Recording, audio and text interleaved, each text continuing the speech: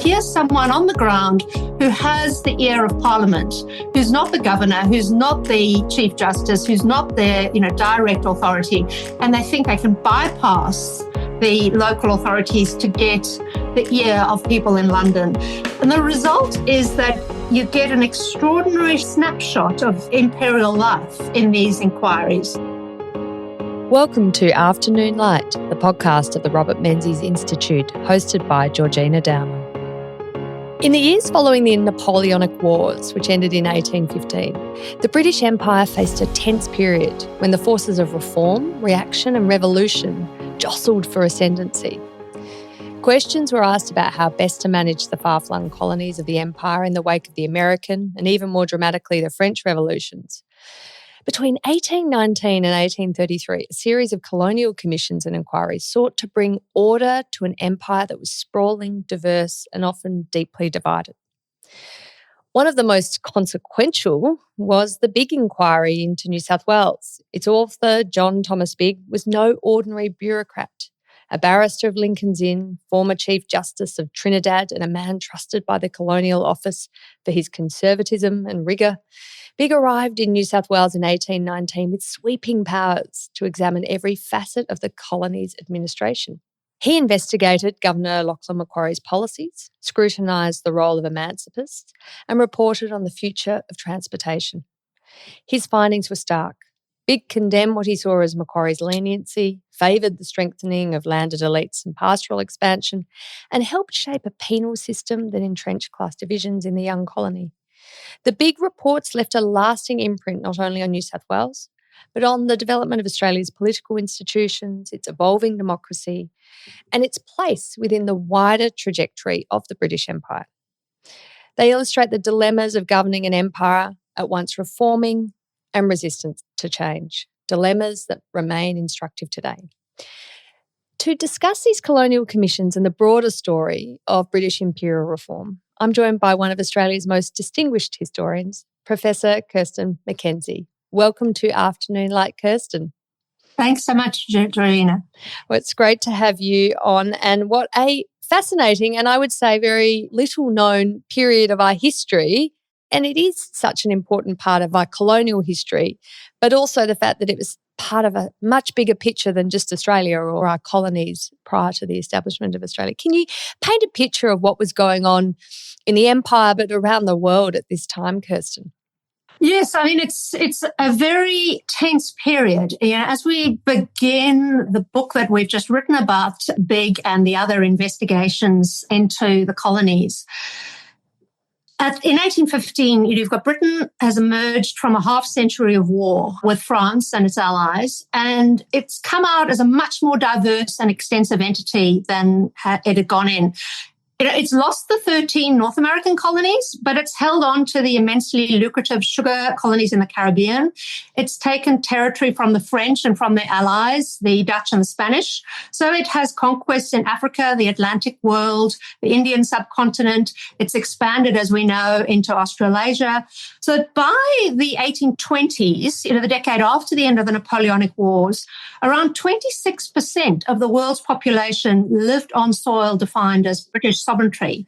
That's that's quite an extraordinary feat for the British. It's a staggering statistic, yeah. Is that the largest empire in the history of empires in terms of population?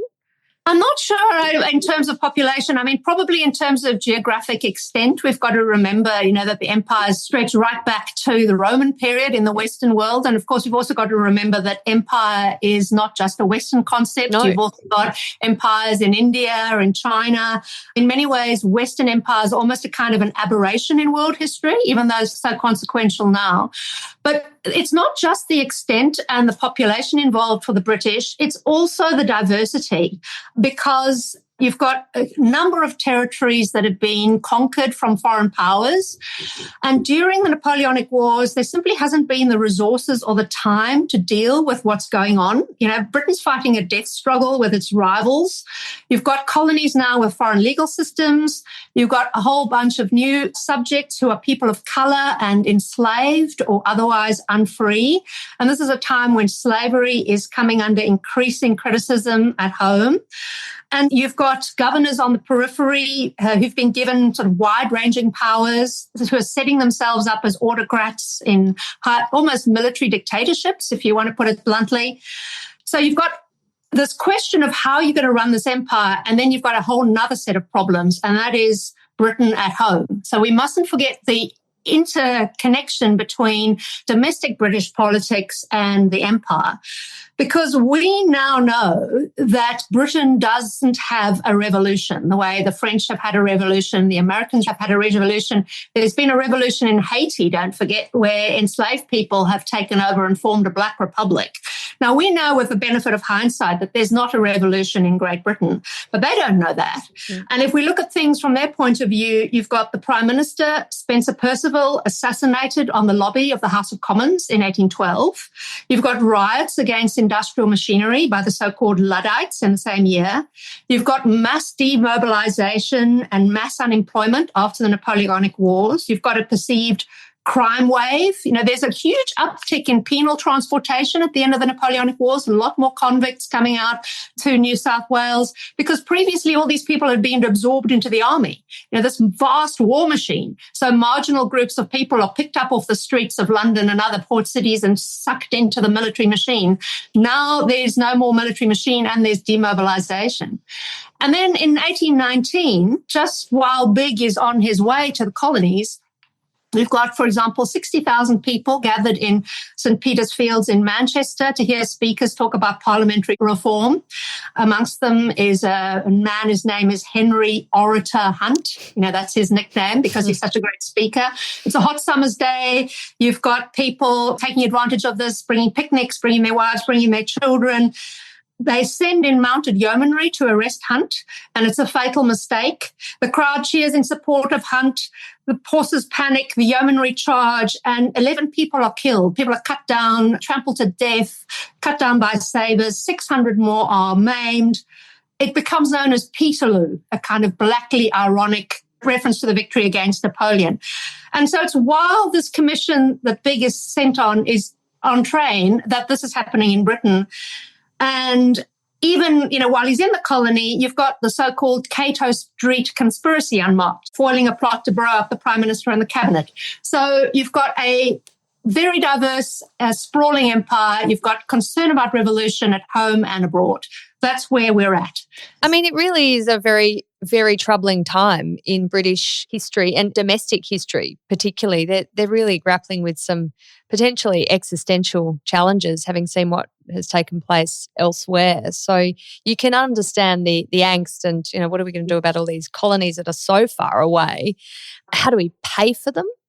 How do we govern them? And what sort of rights are we going to give the colonial powers? And then the sort of problem of transportation. I mean, Australia was, the colonies that eventually formed Australia are receiving convicts, but there's controversies, aren't there, around where else you can send them? I know your native home of South Africa refused convicts, didn't they? Yeah, they did. That's a little later, but absolutely. And before they sent convicts to Australia, as work of a variety of colleagues have explored, including Emma Christopher, they thought about sending convicts to West Africa and other places. So they certainly were concerned with this. But if they are concerned at the time about their problems, if you like, historians have also been very concerned to try and explain this period, because it's, to use modern parlance, it's very conflicted. It's very paradoxical. So if we look at the authorities and the societies trying to deal with this period, some have seen it as a counter-revolutionary crackdown period. This period between sort of 1815, the end of the Napoleonic Wars, and 1832, which is the time of what's called the Great Reform Act, which is the first major overhaul of the structure of the British Parliament. Legislation that essentially enfranchises an industrialising middle class, that is seen as a kind of step towards a modern parliamentary system from an older 18th century system and before. So it's the first big reform of the British parliamentary system. So historians looking at that window from 1815 to 1832, some have seen that as an authoritarian crackdown, and there's definitely evidence to support that idea. Others have emphasized that actually they can see precursors of what we might think of as small L liberalism, ideas of freedom of the press, some limits on executive power, establishing new judiciaries in the colonial period, interfering in the relationships between masters and servants, whether they're enslaved or not. So it's a very paradoxical moment. And we think that the key to unlocking this paradox is actually to look at empire. We think that if you look at the way in which the British government dealt with empire in this window between 1815 and 1832, we can explain a lot of these seemingly contradictory impulses of authoritarianism and reform. And we use a particular phrase to explain that, which we call constructive conservatism, to really sort of see how does this government, and I can talk more about its very peculiar nature, the administration of Lord Liverpool, how does it deal with these different impulses of both cracking down against perceived revolution and allowing for reform? Yes, because there would have been a danger of overreach with the crackdown, that you actually would have fomented more revolutionary zeal. But he was also trying to allay critics without embracing this sort of liberalism, these liberal ideas, ideas like Governor Lachlan Macquarie was obviously pursuing in the colony of New South Wales. A lot of your work, Kirsten, has been around scandals, the histories of scandals here in Australia, and I've loved listening to some of your interviews about William Wentworth's wife, who he was, it was quite a tawdry tale, and it's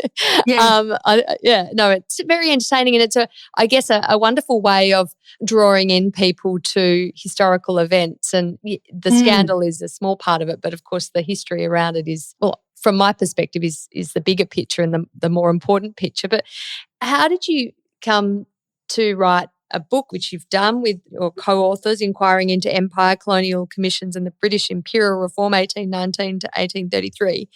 How did you come to co-author this book from a career looking at the history of scandals? Well, I'm only partly tongue-in-cheek when I joke that I write serious books about ripping yarns, because I think scandal is a really interesting way and a very productive way to look at how reform happens. So I wrote a book called Imperial Underworld before I wrote Inquiring into Empire. And I joked even in the pages of that book, that this was a book that involved daring jailbreaks, cross-dressing, imposture, spies, some really bad love poetry. And it seemed almost perverse to turn that story into a serious study of legal pluralism and colonial constitutions.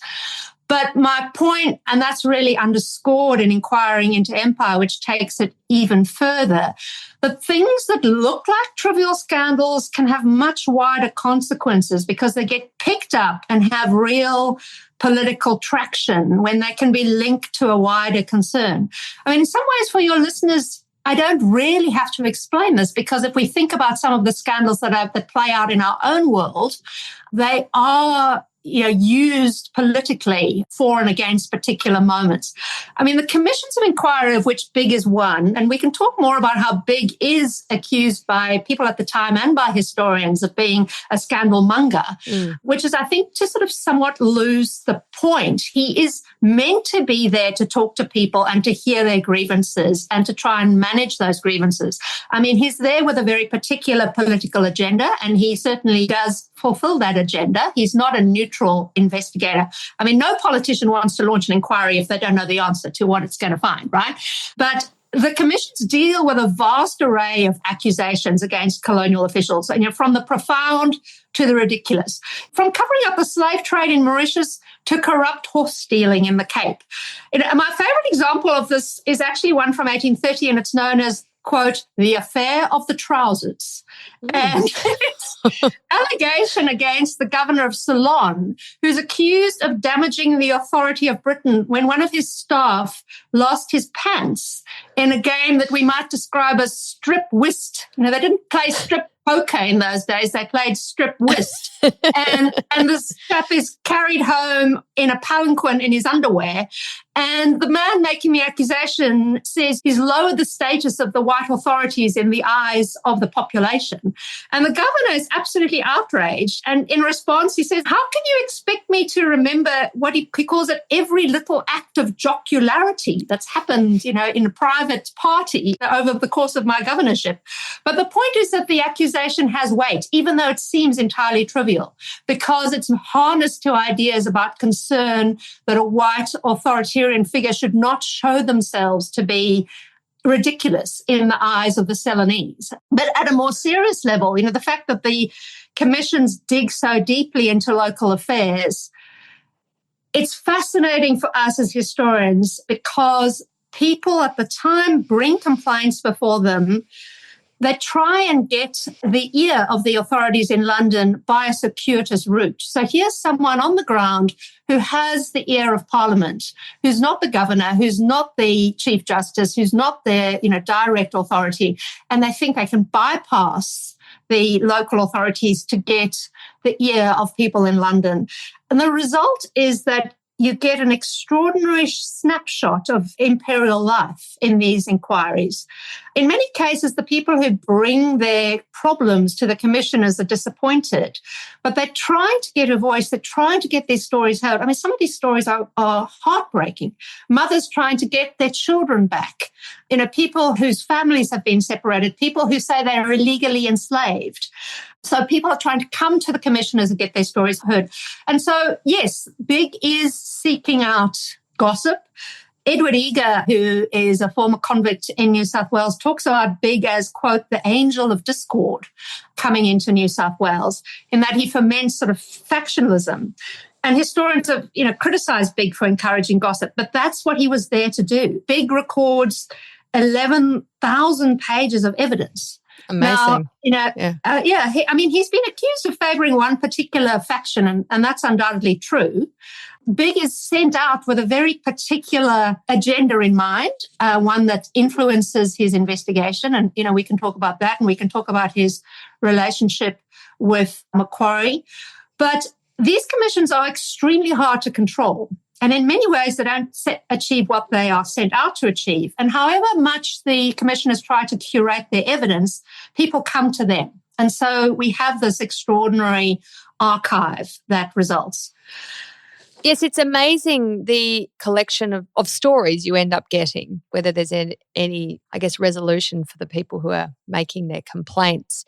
It is, as an archive, quite revealing. These are not necessarily stories that will get into the newspapers or other records that you would use as a historian. You're finding all these interviews by this individual. I mean, 11,000 is just extraordinary. So in terms of the bigger picture, though, the British government launches this series of inquiries, royal commissions, and, you know, there's a sort of sense in Australian history, or at least more contemporary history, that, you know, when there's an intractable problem that a government doesn't really want to face, you know, making a decision about, let's have a royal commission and then we'll get the recommendations and we'll take them or leave them. And if we leave them, we have some sort of political fix for why we left them and why we couldn't possibly adopt them. But I mean, was it a stalling mechanism for the British government to launch these commissions and inquiries? Look, it was in part. I mean, eventually it backfired because there started to be jokes in Parliament about how the commissions were simply a stalling mechanism. I mean, by the 1830s, there were jokes made in the House of Lords about the commission into Malta, that essentially the commissioners were just going off on a free Mediterranean holiday. So by the 1830s, the whole commission project is kind of collapsing in laughter before the House of Lords.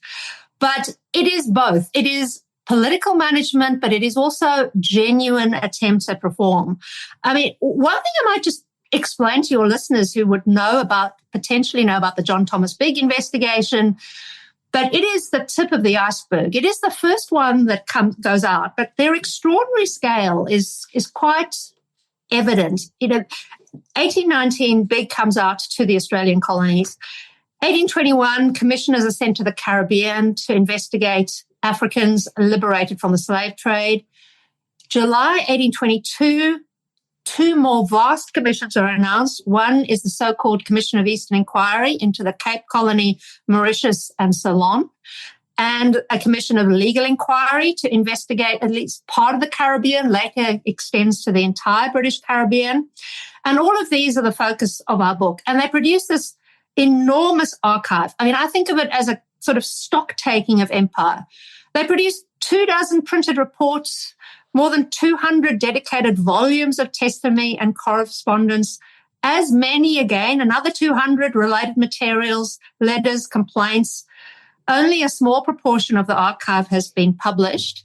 So, we were fortunate enough to receive an Australian Research Council grant to do this study, and we were equally fortunate that the funding began in 2018, so that by the time the pandemic hit, we had tens of thousands of photographs from archives across the world. And even then, it was massively daunting to investigate these commissions.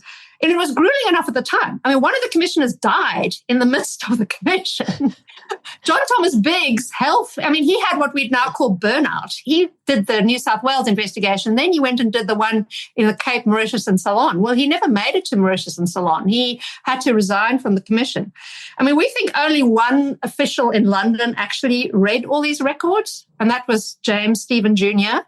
And he was such a chronic workaholic that he was prone to periodic collapse. On that, then if only one British official actually read these reports. Well, read all of them. Read all of them, right, read okay. Read the entire. I mean, in the end, they were just a process, but with little practical outcomes. No, that's not entirely true. They did have immense consequences. The challenge is actually dealing with the entire archive. So what we did with our investigation was to focus on one particular conundrum, which I've kind of already alluded to, which is trying to understand, how did reform look in this weird period before the so-called age of reform?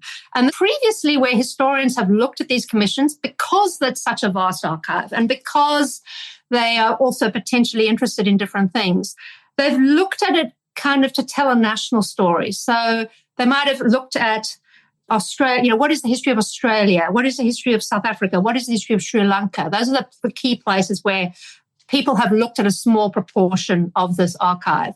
I mean, there's certainly some really excellent local studies. There's a 1970 book by John Ritchie on John Thomas Bigge's commission, which is really excellent. But these stories tend to be framed in a national narrative rather than in a global narrative. So partly it's logistical, simply looking at the whole lot. We are much less self-denying than James Stephen. I mean, James Stephen's the kind of bloke who, first time he had a cigar, he loved it so much, he said he would never have another one.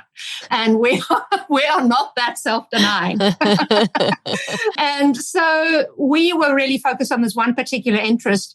We were also really interested in looking at the different ways in which these commissions interconnected.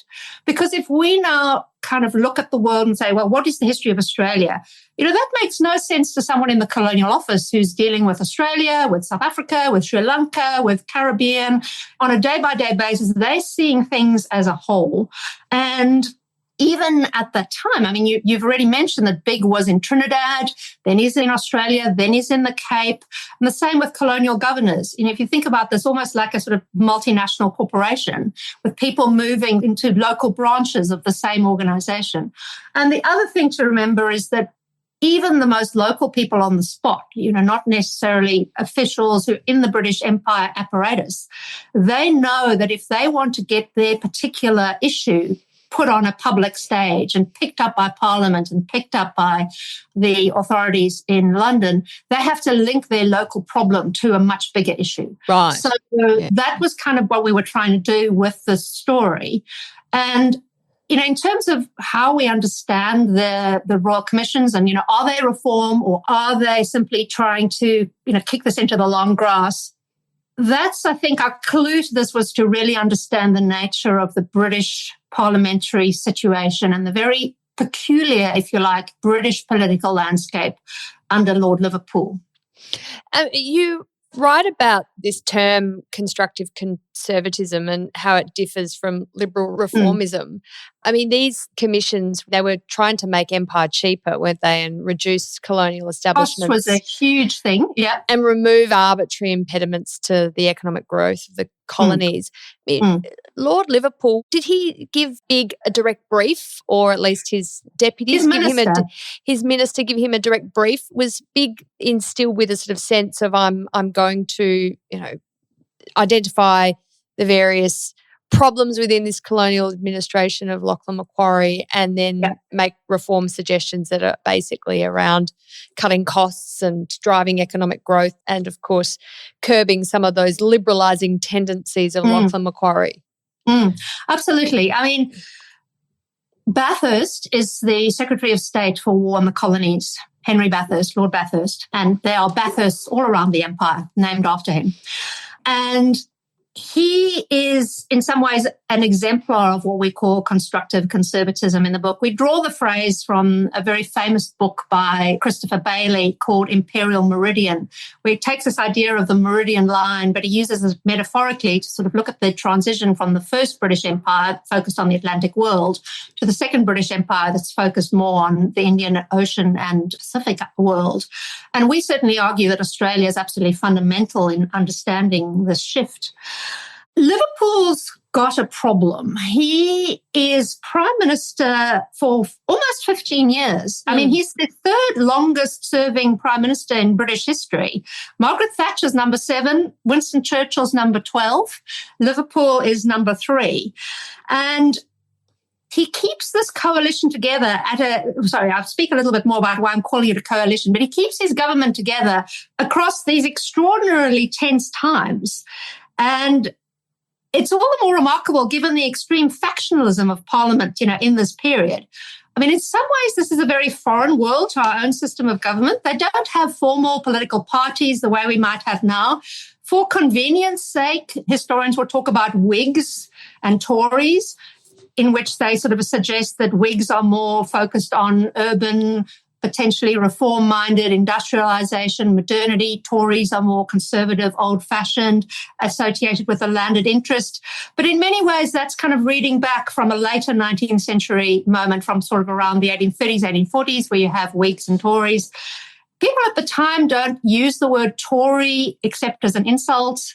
They don't use the word liberal, small l liberal, except as an insult. No one self-identifies as a Tory or self-identifies as a liberal until quite late in the period that we look at. Whereas in Australia, they were identifying themselves as liberals, and everyone was a liberal because it was considered a good thing, whereas a conservative was considered Macquarie would necessarily have called himself a liberal. He might have been called a liberal by his enemies. And I'll talk a little bit more about how we view Macquarie now and, how we might think about Macquarie. So in some ways, this is a sort of rather foreign world, but in other ways, it's actually quite analogous to a recent period of Australian politics where we seem to have a new prime minister every 5 minutes because it's factionalised.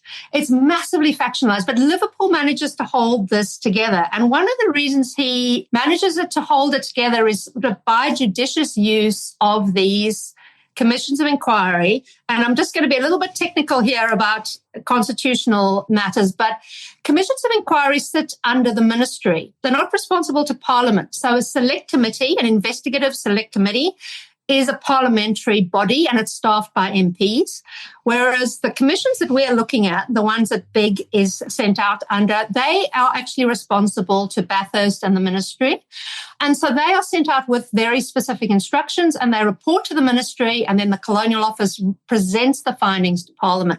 So in many ways, Liverpool is trying and Bathurst is trying to control political change, trying to keep it out of the rough and tumble of a highly factionalised floor of the House of Commons where they can't control what's going on. And so it's very much of a piece of the way Liverpool manages to hold things together over this 15 years. And was this, Kirsten, a novel way of looking into problems to move out of the Parliament and the select committees into this sub-ministerial commission of inquiry? Well, I think it's a modern way to use a very old system. So, commissions of inquiry had been around for a very long time and they are brought very much into this particular political moment. So they have a much longer history that we talk about in the book. They also relate to what's very modern, which is information gathering. They're making an argument about we're sending a man on the spot. He's going to collect all this information. And they do. They collect vast amount, and it's going to be evidence-based recommendations. So it's too simplistic to call the commissions a cover-up, which critics called them at the time. It's too optimistic to say that they are genuinely reform. They are a combination of both those things. They are managed political change. And in some ways, Bathurst really exemplifies this. I love Bathurst. I spent a lot of time with Bathurst over the last couple of years while I've been writing these books. He's a really savvy political operator. He has the reputation of being an arch conservative. Supposedly, there was an anecdote about him that he was the last man in London to wear a pigtail, that 18th century idea of powdered hair, and that when Liverpool ministry finally fell, it only falls when Liverpool has a stroke. As soon as he is incapacitated and subsequently dies, the whole thing collapses. But when Liverpool ministry falls, Bathurst resigns. He's in the more conservative wing of Liverpool's coalition. And the story was that he cut off his pigtail and sent it in a red dispatch box to his rival. Now, that story is absolutely untrue. But it's still a great story because it tells you something about how Bathurst is seen at the time. But he's actually a very savvy political operator. He gets very frustrated with governors on the periphery who think they can act like complete autocrats. You can almost, to paraphrase Bathurst, he'll write to his underlings, why doesn't this guy know we're no longer in the 18th century? Doesn't he realize we're in the 19th century?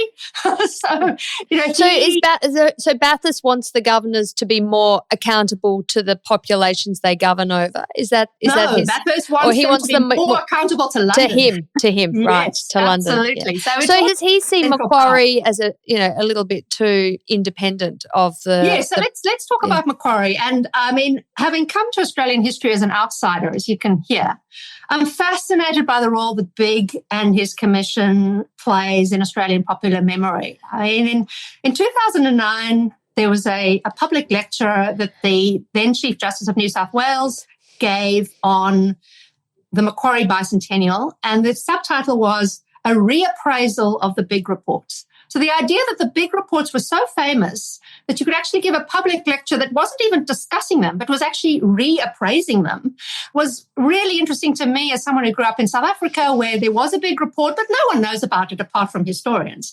And also in South Africa, Bigge investigation as part of the Commission of Eastern Inquiry is seen, to use that word liberal, which is a little anachronistic, but it's seen as progressive.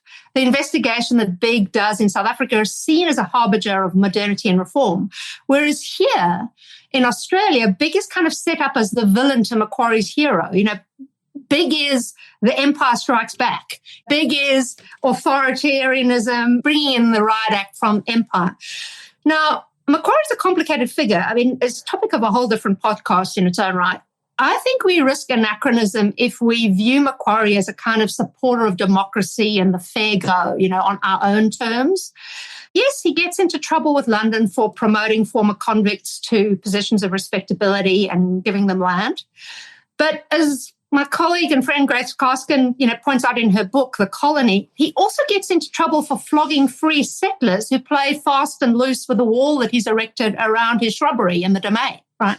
So he is not a simple, promoting the fair go. In some ways, you could see him much more like an 18th century enlightened despot, if you like, than a champion of democracy. So sort of a benevolent dictator. Correct. That's a good way of describing it. And if we look at the situation in that way, Macquarie setting himself up as, in his eyes, benevolent, in the authorities' eyes who think they're dealing with a crime wave in Britain, much less positive sense of his attitude towards former convicts. If you see the Bigge Commission as reining in executive power on the periphery of empire, then the seeming contradiction between Bigge's behaviour in South Africa and Bigge's position in Australian memory can be resolved, because whether it's Governor Macquarie in New South Wales or Governor Manchester in Jamaica or Governor Farquhar in Mauritius or Governor Somerset in the Cape, controversy is erupting in all these different places because of what is seen in London and often seen on the colonial periphery too, certainly seen by Macquarie's detractors and by these other governors' detractors, as an abuse of executive power, as kind of local overreach. And so the commissioners need to try and pull that back and put people under greater London control, partly because this kind of overreach is perfect fodder for the opposition in Whitehall. Anything that is showing that the so-called rights of freeborn Englishmen, as it's often framed, is being attacked, is perfect scandal fodder for the opposition, for the party that becomes the Whigs attacking Liverpool. And Liverpool's got a very fragile coalition. And what is distinctive about Bigge's investigation into Australia, and what is clear in his instructions from Bathurst, and the reason the commission is sent out, is the nature of the convict colony. The famously quoted instructions to Bigge from the Secretary of State, from Lord Bathurst, is that transportation must be made, quote, an object of real terror to all classes of the community. And if we go back to my comments about the fear of revolution and the perceived crime rave in Britain in the wake of the Napoleonic Wars, you can see how the idea that transportation to New South Wales might ultimately be a ticket to land and a better life would be deeply concerning to lawmakers in Britain. And that's worth noting, lawmakers across the political spectrum. This is not just a conservative side of politics. There's a lot of concern about this. Transportation is also hugely expensive. And so your comment earlier about cost cutting, that's extremely important. And it's also something that the Liverpool administration takes seriously because of the criticism about what is termed at the time old corruption, capital O, capital C. So there's a lot of concern about what is called old corruption, and Liverpool is not pushing back against that. They're saying, yes, we are reforming old corruption. We are the party of modernity and fiscal responsibility and cost cutting and getting rid of malfeasance of local officials around the empire. And so Macquarie gets caught up in this wider set of circumstances. Was there this sense, Australia had that reputation of being a working man's paradise. Was this sense that Macquarie's administration of the colony of New South Wales was not fulfilling its role of deterrence to those in Britain, that, if you were committing a crime, you get transported to New South Wales and actually do a few years, and then you get a piece of land and off you go, you're emancipated and you become basically the same as a free settler and actually can have quite a great life and be prosperous, and there's some sort of element of social mobility. And that's certainly what a lot of critics are saying about the Australian colonies in London, that in a context where you are concerned about your social cohesion, where there's the threat of revolution, transportation is not this object of real terror. Also that it costs so much. So the response to Bigge's investigation, comes up with this great, as they see it, solution. And yes, it ushers in a new era of convict repression. The system that comes in after the Bigge investigation is one that preferentially favours settlers with capital. The idea is that settlers will come out from Britain with some capital, and there are lots of what we might think of as middling sorts who are hurting in the wake of the Napoleonic Wars and can't afford to keep up their middle-class status, especially army officers now on half pay. If you read the novels of Jane Austen, you think about all the people who can't afford to marry because they don't have enough money or have to balance love and money. That's really the crucial plot of a Jane Austen novel. The idea is these people will come out to the convict colonies with some capital. They'll be granted land and labour in the form of assigned convicts to work that land. These people will be responsible for feeding, housing, disciplining the number of convicts transported, in the midst of a perceived crime rave. Things will settle down at home because of the threat of punishment. It's a kind of upward redistribution of wealth that simultaneously saves the government money and kickstarts the colonial economy. What's not to like, right? And of course, there's lots that's not to like. Convicts and former convicts lose out, at least in the short term. But the largest impact of the post-Bigge investigation reforms, the most catastrophic impact is arguably on Indigenous people. And this is ironic because they are not the focus of the investigation at all. In fact, Bathurst himself is quite wary of frontier expansion. Bigge's very much pushing it. But in the vast expansion of the settlements and the economic growth that follows the restructure across the 1830s, there's a wonderful phrase by the late historian Stuart McIntyre in which he says, sheep are the shock troops of land seizure. So the consequences for Indigenous people, both the destruction of their environment and their economies and the uptick in frontier violence by an expanding European population, they're absolutely catastrophic. But Bigge would have seen that as just collateral damage. Did he address the existence of the Indigenous population in the frontier lands? This is interesting because the situation of Indigenous people is very much not part of the Bigge investigation. And that's because it's sent out with a very particular agenda, as I've explained. However, that's not to say that the situation of enslaved people is not part of the Commission brief. I mean, the situation of Indigenous people is a huge part of the Commission's investigations in Southern Africa, for example, but not in Australia, because the commissions are being sent out with a particular set of briefs to solve particular problems, and this, at this time, is not seen as a problem. So the issue of what to do with the Indigenous people in Australia is just it's not mentioned. Frontier violence and the issue of the position of Indigenous people is certainly not a focus of the Bigge investigation. It becomes a huge focus in the next decade and this is a select committee, not a Royal Commission. It's called the Select Committee on Aborigines and then in brackets, British Settlements. And although it's framed in that language, to our ears that might suggest that it's entirely about Australia, it's actually about First Nations people across the empire. The key driving force of that Select Committee investigation actually comes from Southern Africa, but the most profound consequences, including the protection system for Aboriginal Australians in the 19th century, actually is felt in Australia. So it's another good example of the ways in which these investigations are global and then play out in different ways in different local circumstances. Yeah, and so as you have already said, it's so important then to see the Australian experience as part of this bigger picture, and we obviously have our own set of circumstances here that mean how it is manifested has a different outcome for the Indigenous people in this case, but actually the policies were across the board of the empire. Kirsten, I'd love to hear about how the Bigge inquiry helped to precipitate the development of Australia's democratic institutions, because this is really quite fundamental to the development of our political system as we know it today.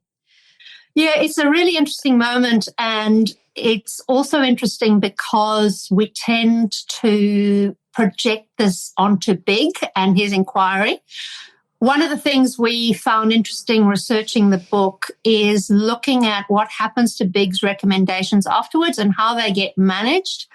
And it was actually James Stephen of the Colonial Office and Francis Forbes, who becomes the first Chief Justice in New South Wales, who drafted the New South Wales Act in 1823 on the back of the Bigge inquiry. And they go against what Bigge has to say. They don't actually follow his recommendations entirely. So Bigge, in fact, wanted the governor to legislate with a council comprising leading magistrates. And James Stephen and Francis Ford actually pull that back to an appointed legislative council of between 5 and 7 unelected officials appointed by a royal warrant. So I love the idea that, Bigge is seen as big, bad Bigge, as I think of him. He actually wanted a more representative form of constitution than Francis Forbes and James Stephen. So in the short term, yes, the commission reforms are an attempt to keep power, land, and influence in the hands of the elites and the quasi-elite, entrepreneurs, kind of gentlemanly capitalists, if you want to use the term that historians Kane and Hopkins write about. And we see that New South Wales investigation is providing a blueprint for the rest of the commissions across empire, particularly for so-called crown colonies administered directly from London that don't have representative legislatures like some do in the West Indies. But again, it's a complicated moment because the constitutional developments that come out of the investigation, the New South Wales Act of 1823 and the Australian Courts Act of 1828, almost inadvertently open a window to a bigger challenge of executive power than perhaps they anticipate. They require that the Chief Justice has to certify any proposed legislation that's not repugnant to English law. In the words of the historian David Neal, this gives the courts in New South Wales the power to nullify government policy, based on their interpretation of colonial circumstances. So the colonial judiciaries can become a check on authoritarian power. And this actually happens in the time of Governor Darling, who becomes governor in 1825 and fights bitterly with Francis Forbes. Now, I think when Francis Forbes drafts this legislation, he thinks the Chief Justice and the governor are just going to cozily organise this amongst themselves. Well, no, Darling is being held back by Francis Forbes by saying, no, you can't exile these newspaper editors who say things you don't like. It's repugnant to English law. So it does kind of open up this development for a greater check, if you like, on executive autocracy. And the development of the independent judiciary, is there a sense that the judiciary, so this crucial. Chief Justice is independent of the governor, the government? Yes, and that's absolutely crucial. And it happens, that legal reform is what we think is the most consequential development in the commissions of inquiry moment. Because a lot of what happens with what we call constructive conservatism, if you think about it as kind of managed change, we don't want a revolution, but we will manage the amount of change. We'll pull back on the most excesses and we'll allow development. It all goes horribly wrong. It breaks, in particular over slavery. Slavery breaks this moment, and the way in which enslaved people react and the way in which slaveholders react. Unfree labour essentially breaks the commission moment. But the legal reform, what becomes a template that's established in the big investigations and their constitutional aftermath in colonial Australia, and is then translated to Southern Africa, to Crown colonies in the West Indies, that has a real consequential and long-term impact on colonial developments across the 19th century.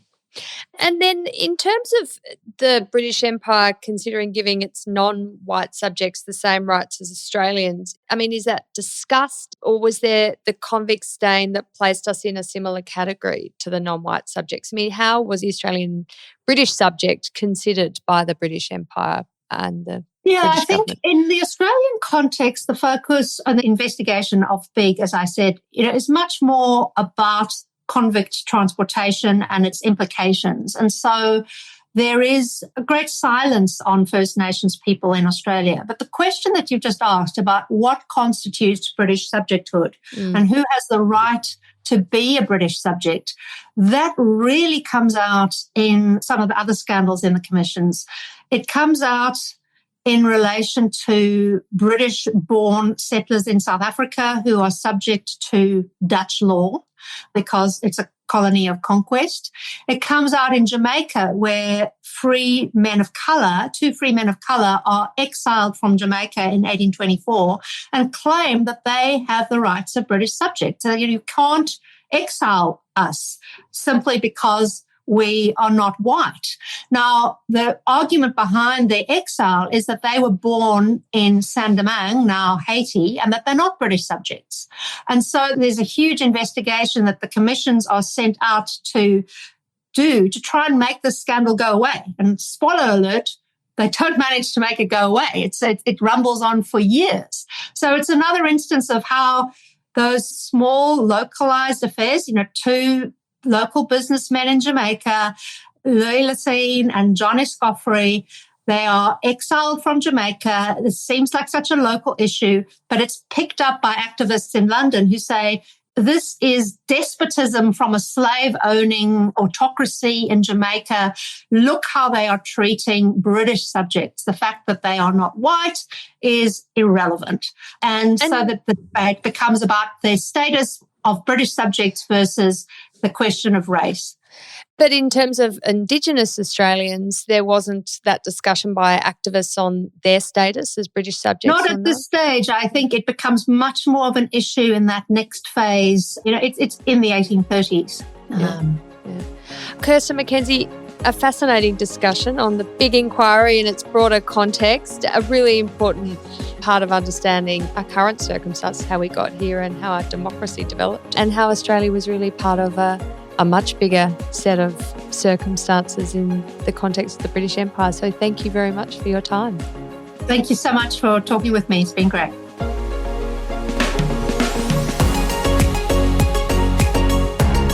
That's it for this week's episode of Afternoon Light, the podcast of the Robert Menzies Institute. Please make sure to subscribe and catch up on our latest online content on our website or on Twitter, LinkedIn or Facebook.